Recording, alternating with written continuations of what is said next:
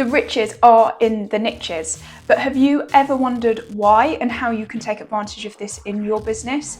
Watch this video to find out how.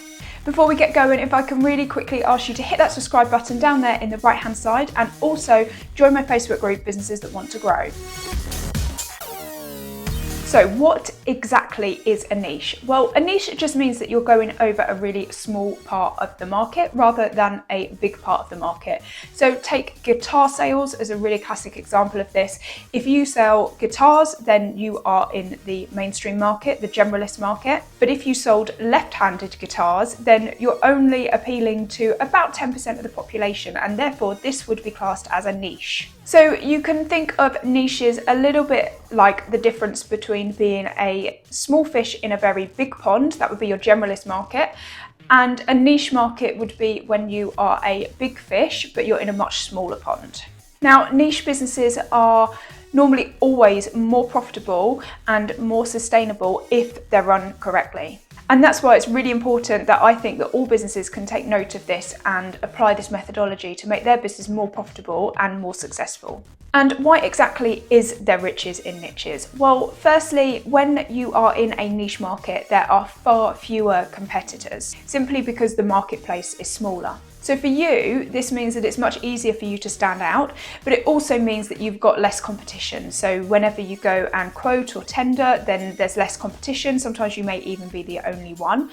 And also when your customers, if you're a B2C environment, when your customers are searching for you online, then they're going to find it really easy to find you because you're not swamped with hundreds and thousands of other competitors. Now, the second reason that there's riches in niches is because there's far fewer competitors, price becomes far less important. When you're in a mass market scenario, the chances of you differentiating yourself from your competitors are much harder, so therefore pricing becomes much more important. But when there's far fewer choices, then actually you don't need to compete on price as much, and therefore generally niche markets charge higher prices and therefore they make more profit. So the second reason why there is riches in niches is because there's a really high barrier to entry normally for people to get into the marketplace.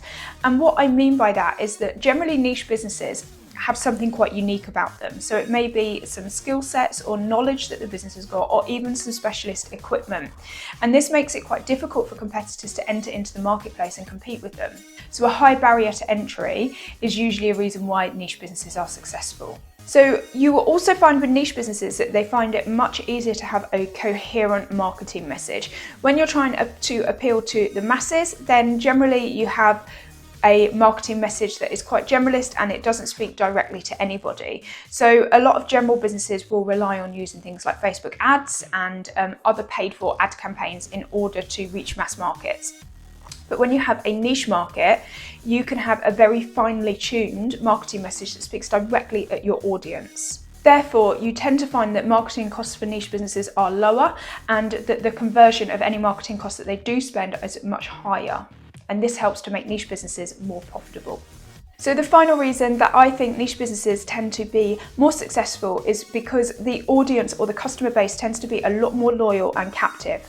And this is partly because there's far less choice in the marketplace.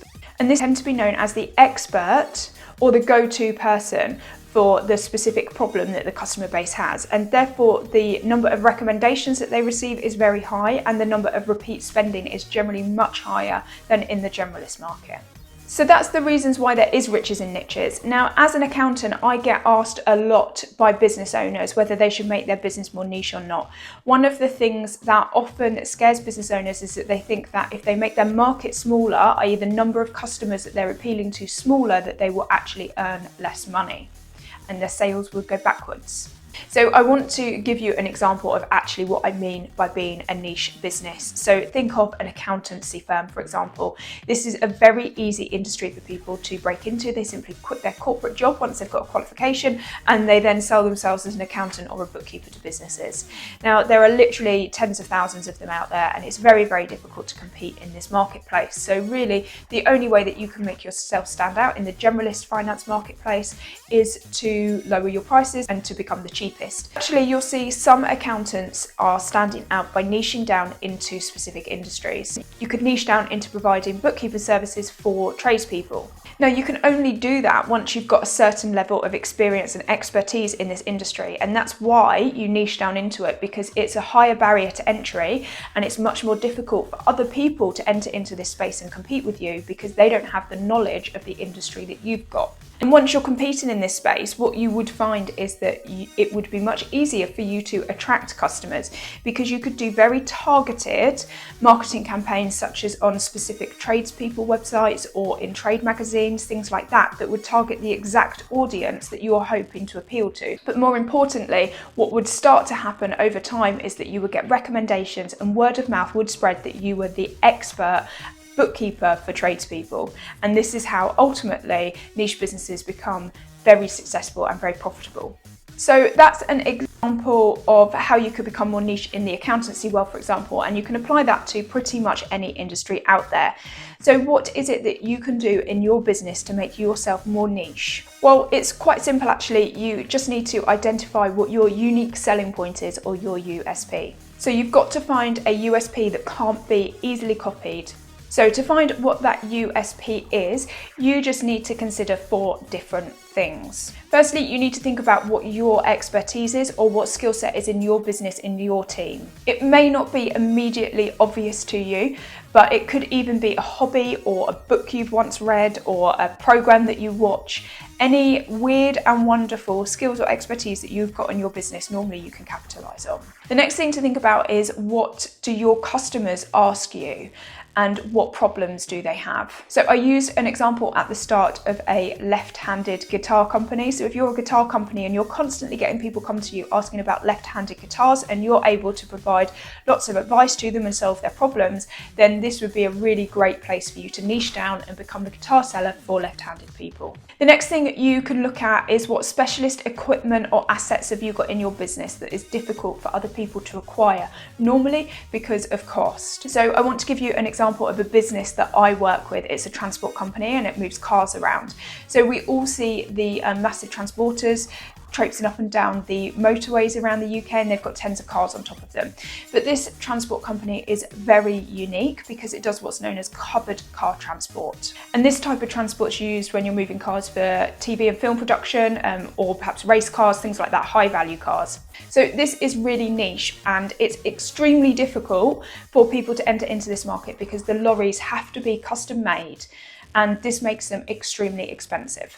And therefore, this is one of those industries where actually there's only a handful of competitors in the UK, and it's very, very niche.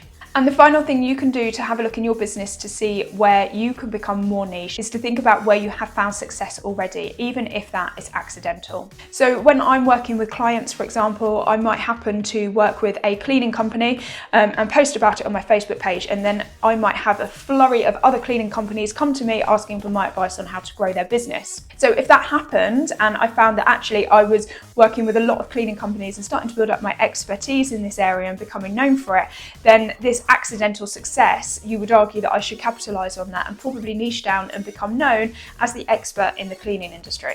So once you have decided how you're going to niche down, I would always recommend writing down as much information as you can about your potential ideal client.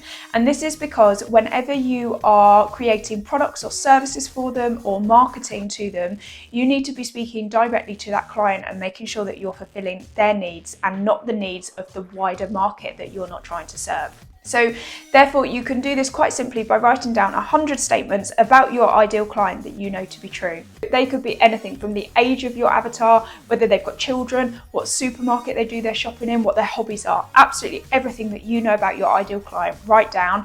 And whenever you're making a decision about serving your customers, make sure that you make that decision based off of what your avatar would want. So businesses are always petrified of niching down. They are so scared that this will result in a drop in sales for them. And they always say, but I don't want to be too niche. I don't want to lose this client. I don't want to lose that client. Now, books will tell you to do loads of market research this and analyze that and blah, blah, blah. And honestly, you can just get caught up in doing hours and hours of research for absolutely no benefit, because at the end of the day, it's all theoretical. So you just need to trial it. You need to have your avatar in mind. You need to put some marketing campaigns out there, and you need to see what the results are. And that's the only way that you will know if this is a viable business and you are comfortable working in this industry. Now, I will leave you with a golden nugget that generally niche businesses take a little bit longer to build up. With generalist businesses, it's quite easy to turn on a paid for marketing tap to generate sales. But with niche businesses, this isn't kind of how they're built, and they tend to be built on reputation, knowledge, and referrals and recommendations. And that takes a bit longer to build that up in the background. So you do need to give yourself a good amount of time of being consistent with your marketing and consistent with your messaging to really test whether you have a viable business in your niche industry or not. So don't get put off and don't expect instant results. So if you've enjoyed this video and want to receive other hints and tips just like this, then make sure you subscribe to my channel and join my Facebook group for businesses that want to grow.